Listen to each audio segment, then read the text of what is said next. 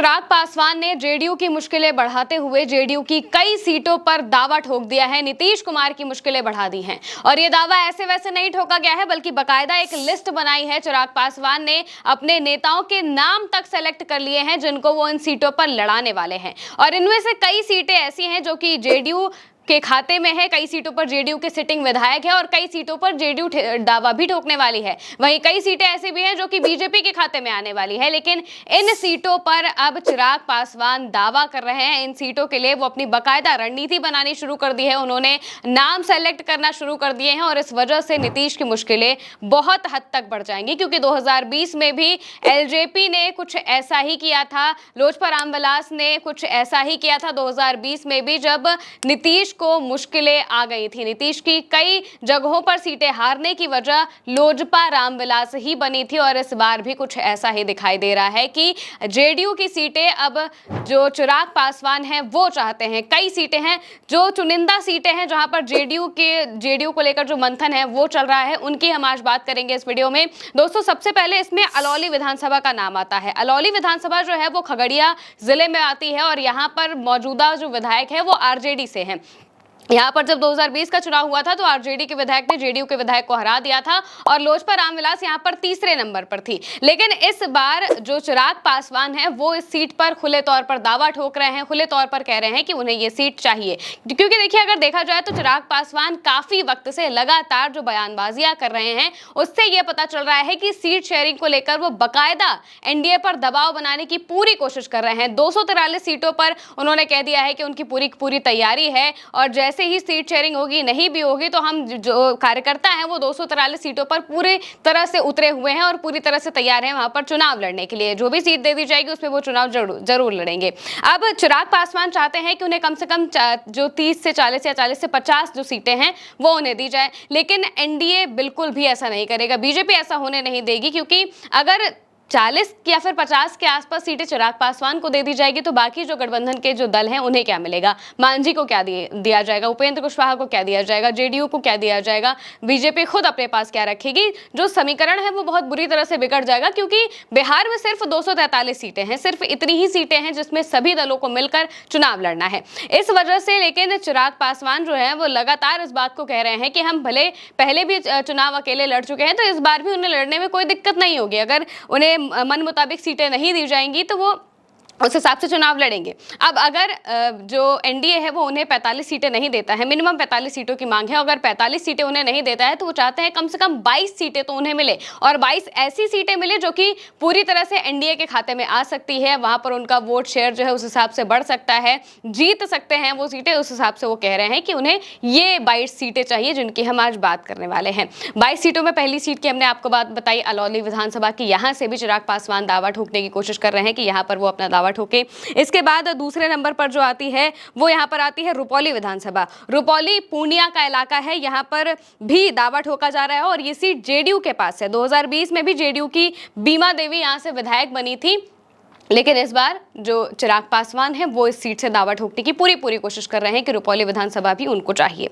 अब जो लोजपा रामविलास है वो लगातार इस सीट पर दावा अपना बरकरार रख रही है। इसके बाद आते हैं कदवा विधानसभा से। कदवा जो है वो कटिहार का इलाका है और यहाँ पर कांग्रेस के सिटिंग विधायक यानी कि मौजूदा विधायक जो है वो कांग्रेस से आते हैं, लेकिन यहाँ पर जेडीयू के चंद्रभूषण को हार मिली थी, दूसरे नंबर पर आए थे वो और लोजपा तीसरे नंबर पर थी। यहाँ पर 3 लाख से ज्यादा वोट लोजपा को मिले थे और इस वजह से ही जो चिराग पासवान है वो सोच रहे हैं कि उन्हें यहाँ पर अच्छा खासा जनाधार मिल सकता है, क्योंकि वो अगर एनडीए के उससे चुनाव लड़ेंगे, एनडीए के साथ चुनाव लड़ेंगे तो यहाँ पर जो जेडीयू को पड़ने वाले वोट होंगे वो भी लोजपा रामविलास को पड़ सकते हैं। इसी वजह से वो इस बात की पूरी कोशिश में है कि यहाँ से उन्हें टिकट मिल जाए और यहाँ ये जो सीट है वो उन्हें यहाँ से मिल जाए।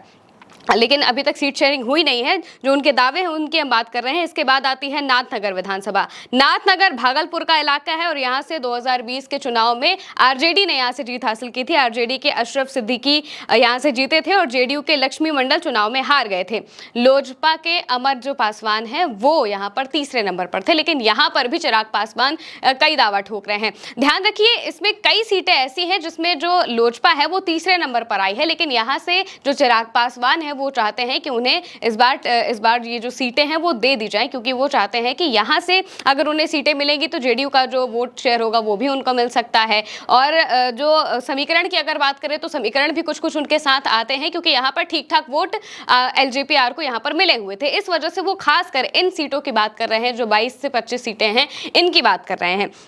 अब नाथनगर के बाद आते हैं रफीगंज पे। रफीगंज जो विधानसभा है ये औरंगाबाद का इलाका है।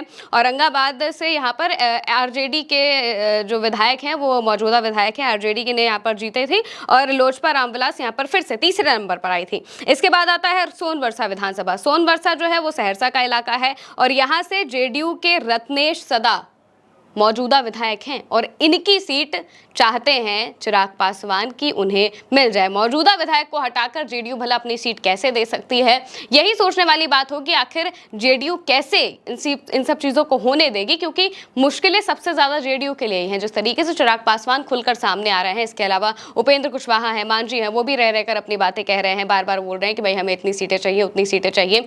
जेडीयू कुछ भी नहीं कर पा रही है, क्योंकि नीतीश कुमार के चेहरे का ऐलान नहीं हो पा रहा है। नीतीश कुमार की तबीयत ठीक नहीं है, बार बार इस बात को कहा जा रहा है। तो नेतृत्व विहीन इस वक्त जेडीयू दिखाई पड़ रही है। कुछ कुछ नीतीश कुमार समझते हैं, वो बताते भी हैं, किलस के रह जाते हैं, ठीक तरह से कुछ कर नहीं पा रहे हैं, क्योंकि सीट शेयरिंग पर अभी ठीक तरीके से मीटिंग नहीं हो पाई है। इस वजह से कुछ वो बहुत ज़्यादा बोल नहीं पा रहे हैं। हालांकि ये जो खबर है ये पुख्ता नहीं है, अंदर खाने की खबर है। बताई जा रही है कि जो चिराग पासवान हैं उनके कई छोटे बड़े दल के जो नेता हैं वो इस वक्त दिल्ली में मौजूद हैं और दिल्ली में इन सब चीज़ों को लेकर बैठक हो रही है। चिराग पासवान खुद ये लिस्ट बना रहे हैं और इनमें कई लोगों के नाम भी वो जोड़ रहे हैं कि किसे यहाँ से चुनाव लड़ाना है, किसे नहीं लड़ाना है, किसको टिकट देनी। ये सारी चीज़ें जो चिराग पासवान है इसकी बाकायदा रणनीति बना रहे हैं। अब सोनबरसा के बाद आते हैं अतरी विधानसभा पर। अतरी जो है वो गया जी का इलाका है और यहाँ से आरजेडी के अजय यादव ने जेडीयू के मनोरमा देवी को हराया था। यहाँ पर भी सेम वही बात आ जाती है कि जो लोजपा रामविलास है यहाँ पर तीसरे नंबर पर होती है। मटिहानी विधानसभा यहाँ से इसके बाद अगर आते हैं तो मटिहानी विधानसभा है ये जो कि बेगूसराय का इलाका है और यहाँ से लोजपा के राजकुमार सिंह ने जेडीयू के बोगो सिंह को हराया था। ये एक सीट है जो कि मौजूदा लोजपा की सीट है और इसके बाद जो राजकुमार सिंह हैं उन्होंने बाद में जेडीयू की सदस्यता ले ली थी और इसी वजह से जो लोजपा रामविलास है वो इस सीट को वापस से पाना चाहती है कि जो विधायक हैं वो क्या कहते हैं लोजपा रामविलास के होते हैं, लेकिन बाद में वो जेडीयू की सदस्यता लेते हैं, जेडीयू में चले जाते हैं। इस वजह से वो चाहती है कि वापस से उन्हें ये सीट मिल जाए। अब ये तो हो गई ये चुनिंदा सीट है जहां पर जेडीयू की बहुत भयंकर तरीके से दावेदारी है। कुछ उनके सिटिंग एमएलएज हैं जिनको हटाने की बात चिराग पासवान कर रहे हैं और चाह रहे हैं कि उन्हें ये सीटें मिल जाए। इसके अलावा कौन कौन सीटों की बात हो रही है वो भी आपको बता देते हैं। इनके अलावा ब्रह्मपुर, गोविंदगंज, महुआ, गायघाट, तरैया, महनार, अरवल, जहानाबाद, ओबरा, सिमरी, बख्तियारपुर, सिकंदरा, चकाई, कस्बा, डेहरी, साहेबपुर, कमाल, ये सीटें हैं जिन पर चिराग पासवान पुख्ता तरीके से दावे ठोक रहे हैं, कह रहे हैं कि हमें ये सीटें चाहिए और इसके अलावा एक राज्यसभा सीट की भी वो मांग कर रहे हैं। हालांकि अभी तक एनडीए में सीट शेयरिंग नहीं हो पाई है और सीट शेयरिंग के पहले ही इतने ड्रामे हो रहे हैं, इतनी सारी बातें हो रही हैं, इतनी राजनीतिक उथल पुथल हो रही है। सबसे ज्यादा एनडीए में ये चीजें देखने को मिल रही है। दूसरी तरफ अगर महागठबंधन की बात करें तो वहां पर हमें ऐसा कुछ भी देखने को नहीं मिल रहा है कि कोई 40 सीटें बोल रहा है, कोई सार्वजनिक तौर पर कह रहा है कि ये मुख्यमंत्री बनेंगे, वो मुख्यमंत्री बनेंगे। ऐसी कोई भी बात महागठबंधन में नहीं हो रही। वहां पर सीट शेयरिंग का जो मसला है वो बिल्कुल नॉर्मल तरीके से चल रहा है। आराम से जब सीट शेयरिंग होनी होगी हो जाएगी। और कई जो कांग्रेस के नेता हैं, कई आरजेडी के नेता हैं जो ये बात कह चुके हैं कि भाई गठबंधन में हम लोग चुनाव लड़ रहे हैं तो अगर किसी को सेक्रीफाइस करना होगा तो वो कर सकते हैं, इसमें कोई बड़ी बात नहीं है। ये बात वहां चल रही है, यानी कि बहुत आराम से, बहुत सहजता से, बहुत सोच समझकर वहां पर सीट शेयरिंग की बातें चल रही है। लेकिन वही दूसरी तरफ अगर आप एनडीए को देखेंगे तो एनडीए में सीट शेयरिंग को लेकर सबसे ज्यादा उथल पुथल मची हुई है, क्योंकि चिराग पासवान बार बार इस बात को कहते रहते हैं कि मैं बिहार आना चाहता हूं, मैं बिहार आऊंगा, मैं बिहार के लिए चुनाव लड़ना चाहता हूं, मैं बिहार को अच्छा देखना चाहता हूं, बिहार के विकास के लिए काम करना चाहता हूं। बार बार वो ये बातें करते रहते हैं। भले ही वो केंद्र में मंत्री हैं, केंद्र में नेता हैं, लेकिन फिर भी बिहार उनका छूट नहीं रहा है और इसी वजह से वो पूरी तरह से बिहार में चाहते हैं कि उन्हें वहां पर जो मजबूत जनाधार है वो मिले चुनाव में। और इसी वजह से उन सीटों को लेकर खासकर उन्होंने जो लिस्ट है वो बनाई है जो कि एनडीए के खाते में आ सकती है। और इसी वजह से चिराग पासवान के ये जो दावे हैं, ये जो बातें हैं, बार बार वो जो बातों को कह रहे हैं, इसी वजह से मुश्किलें लगातार बढ़ती जा रही हैं एनडीए में सीट शेयरिंग को लेकर, क्योंकि कई सीटें उनमें से ऐसी भी हैं जो कि मांझी के खाते में आ सकती हैं, जो उपेंद्र कुशवाहा के खाते में आ सकती है। लेकिन लगातार चिराग पासवान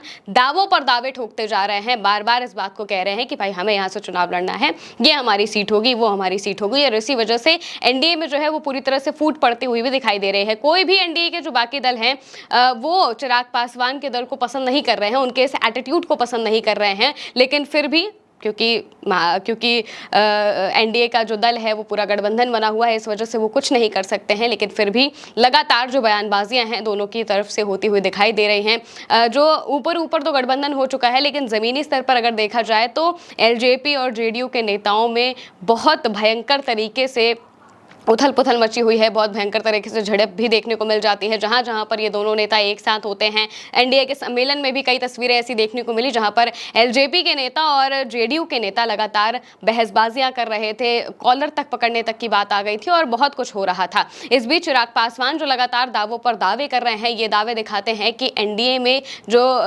सीट शेयरिंग का मसला है वो कितना ज़्यादा डेंस होता जा रहा है, कितनी मुश्किल होती जा रही है। और ये जो दावे हैं ये मामूली दावे नहीं हैं, अगर इन पर चिराग पासवान जरा सा भी काम करते हैं, ठीक तरीके से काम करते हैं, तो ये एनडीए की मुश्किल बहुत बुरी तरीके से बढ़ा सकता है, क्योंकि चुनाव की तारीखों का ऐलान बस होने ही वाला है। आने वाले 1 से 2 हफ्ते में चुनाव की तारीखों का ऐलान हो जाएगा, और जैसे ही ऐलान होगा तब तक अगर सीट शेयरिंग नहीं हुई तो बहुत ज़्यादा मुश्किलें चुनाव में हो सकती हैं, क्योंकि चुनाव होने में फिर बहुत ज़्यादा टाइम नहीं बचेगा। मैक्सिमम बताया जा रहा है कि नवंबर तक चुनाव हो जाएंगे, और इसी वजह से जो एनडीए है वो इस वक्त सबसे ज़्यादा मुश्किलों में पड़ा हुआ है, घिरा हुआ है, और इसमें सबसे ज़्यादा मुश्किलें जेडीयू को ही हो रही है। जेडीयू के जो मौजूदा मुख्यमंत्री हैं नीतीश कुमार, वो इस वक्त सबसे ज़्यादा परेशान होंगे, क्योंकि उन्हीं की सीटें जाती हुई सबसे ज़्यादा दिखाई दे रही हैं। अब देखना होगा कि आखिर किस तरीके से सीट शेयरिंग होती है। फिलहाल के लिए मेरे साथ इस खबर में इतना ही। आप देखते रहिए उल्टा चश्मा यूसी।